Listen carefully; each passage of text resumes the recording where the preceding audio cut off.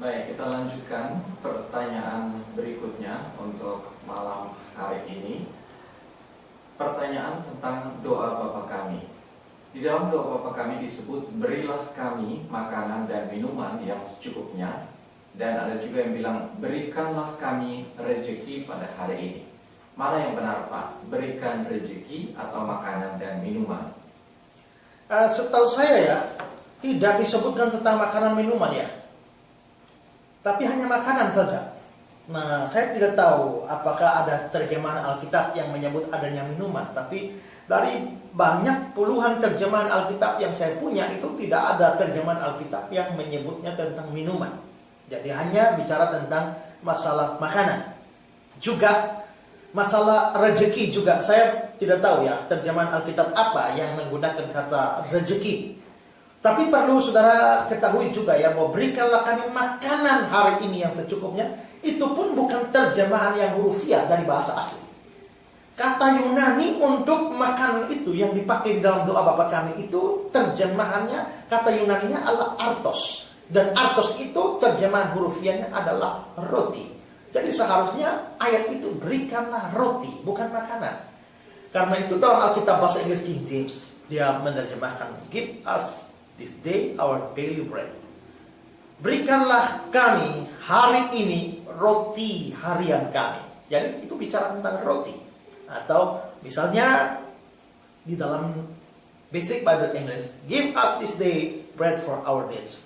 Berikanlah kepada kami roti harian kami yang kami butuhkan. Dan hampir semua Alkitab bahasa Inggris itu menerjemahkan dengan kata bread ini, sehingga itu lalu sesuai dengan kata artos yang adalah roti terjemahannya. Nah, tapi di sini kita bisa lihat bahwa Alkitab bahasa Indonesia itu menerjemahkannya makanan. Karena apa saudara ya? Karena mungkin bagi kita asing, karena kita mungkin juga jarang makan roti. Nah, tapi karena kita makannya tempe, tahu, dan lain sebagainya. Tapi kata roti dipakai di dalam ayat itu karena memang dalam konteks Timur Tengah pada waktu itu makanan pokok mereka itu adalah roti. Roti ini dalam bahasa Yunani itu artinya seperti tadi saya sebutkan artos, sedangkan dalam bahasa Ibrani itu adalah lehem.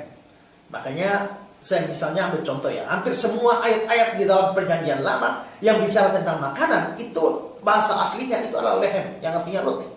Misalnya Kejadian 3:19, dengan berteluh engkau akan mencari makananmu.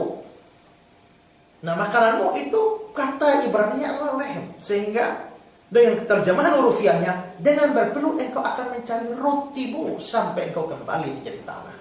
Juga Kejadian 39 ayat 6, segala miliknya, ini cerita tentang Yusuf atau omongan tentang Potifar. Segala miliknya, milik Potifar, diserahkan kepada kekuasaan Yusuf, dan dengan bantuan Yusuf ia tidak usah lagi mengatur apapun selain dari makanannya sendiri. Kata makanan di situ itu menggunakan kata lehem. Jadi selain rotinya sendiri. Jadi memang orang memang pada waktu itu makannya adalah roti.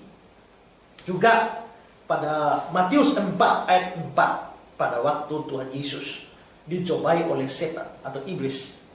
Iblis datang kepada dia ya untuk menawarkan mengubah batu-batu itu jadi roti. Lalu Yesus menjawab, manusia hidup bukan dari roti saja.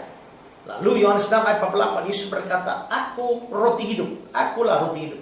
Jadi memang bahwa roti itu menjadi makanan pokok di Yahudi pada waktu itu. Ya.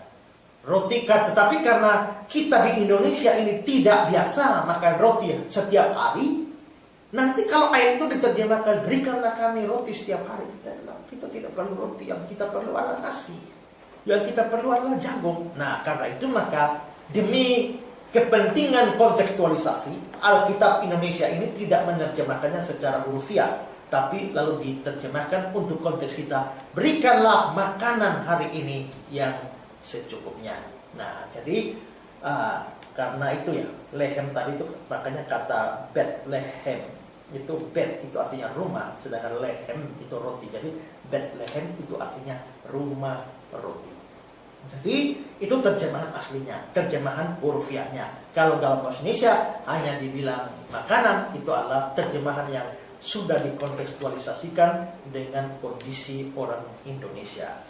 Ya.